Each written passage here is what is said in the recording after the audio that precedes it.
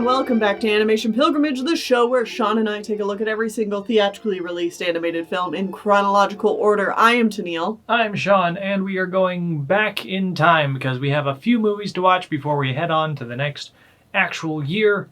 If you're watching these in the future from when it's coming out, this will just be in with everything else. And Whoop, whoop, whoop, whoop. We're going back 10 years to 1967 for a film by our favorite creators, Rankin Bass. And by favorite, we mean probably some of our absolute least favorite. Pretty close to the bottom. Down there with Ralph Bakshi. Yeah. It's pretty low. Mm-hmm. Anyways, all right. This is the wacky world of Mother Goose. Mm-hmm. Number one, I just want to say, I know that in today's climate of movies, we tend to make fun of films with one-word titles, but I will say that these really long titles suck too. I think it's actually, things are more, they're swinging back the other direction, where movies are getting longer and longer titles. I personally prefer names that are one or two words.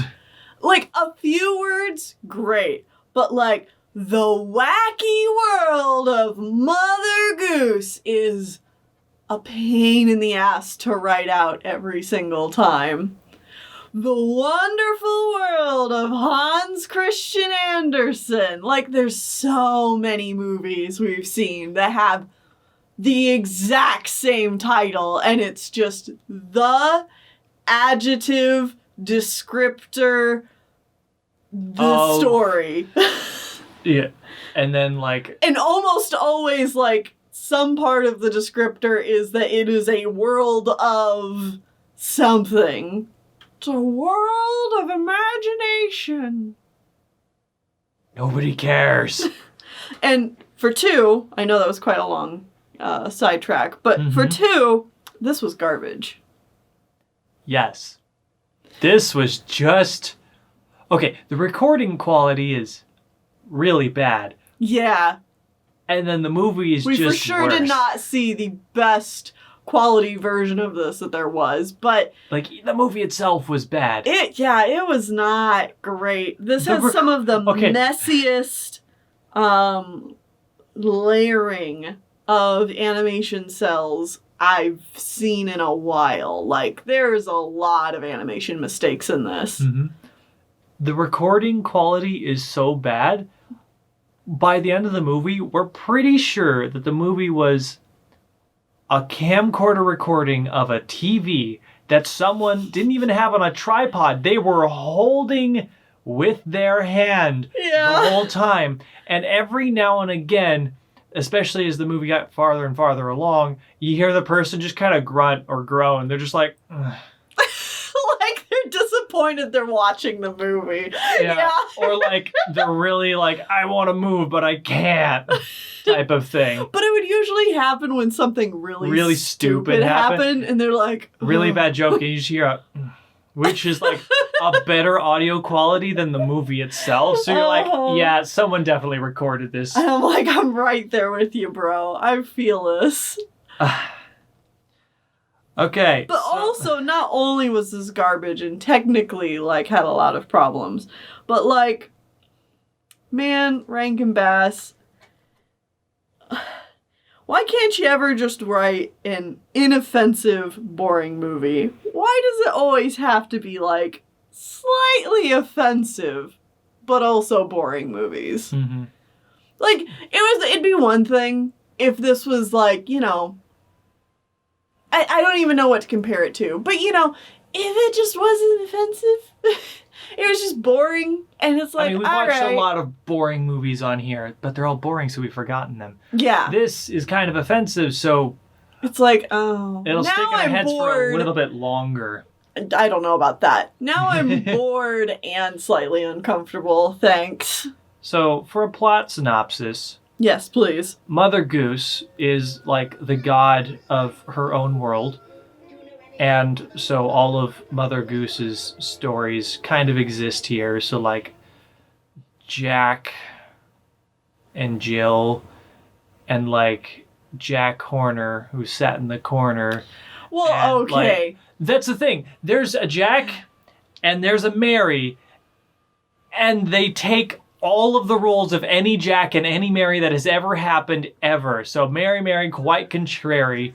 How does your garden grow? But then later she's like, Mary has her little sheep or whatever. Mary had a little lamb. Mary had a little lamb. Yeah, that's the one. Those two stories do not go together. No, they don't. But they put them together anyways. And Jack Horner also became Jack be nimble, Jack be quick, Jack jump over the stupid freaking candlestick. We'll get there. Hold on. But, like, yeah, he starts out as, like, a Jack and Jill. And then, like, yeah, he changes into Jack. Or wait, no, he starts off as, like, Jack Horner. He's Jack Horner. Yeah. Mm-hmm. Either way, this... If you're looking to watch this and have any kind of, like, hope to see any kind of, like, actual history along with what these nursery rhymes meant, no, this is like a fourth grader's understanding of these stories. So for a plot synopsis, yeah, Mother Goose is God. There's a bad guy called Warp Twist. He's evil. Oh my god. He warps and twists things so they're evil or whatever. The animation style for this is interesting. Okay, I need to talk about the art direction here just a tad. Mm-hmm. Because it kind of feels like it's going for a... like, it's definitely still like that kind of Hanna-Barbera, UPA, TV animation styled stuff. However, this has taken on a little bit more graphic design, and it doesn't really work in the movie's favor. No. Like, characters have... They don't connect. Like, there's gaps in, like... There's just legs floating there with a body above it. Yeah, and I'm gonna chalk a lot of this up to the technical issues of the movie. But yeah, like, this film's just not put together well. And I'm guessing it had a shoestring budget, because this was rougher than most... than I think any other Ralph Bakshi film we've seen up to this point. Absolutely. I do know that this is another one that was animated by Toei. And yeah, that's pretty much it. Yeah. No money, whatever. Mm-hmm. So, Mother Goose goes to the moon to visit her sister or whatever.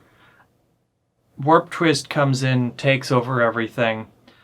Little Jack Horner and Mary, quite contrary, save the day. There's a lot of nothing that happens for a really long time. They put in so many bad rhymes. Like nursery rhymes? Nursery rhymes and just like rhyming crap and horrible songs everywhere.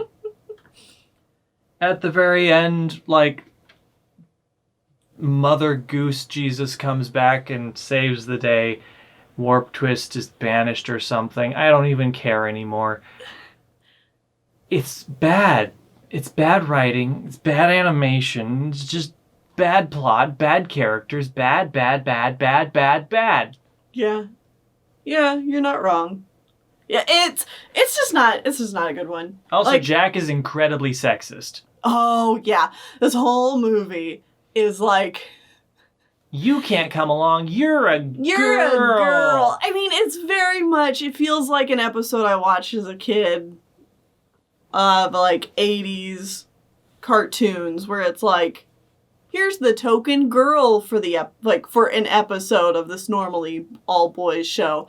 And so all it's going to be is all the boys being like, ew, girls, she can't do anything. Except usually at the end of these, like, 80s TV shows, there'd be some kind of moral of like, oh, well, look, girls can do things just as good as boys. Boys, weren't you being silly? And they're like, wow, I was. I'll never disrespect a woman again.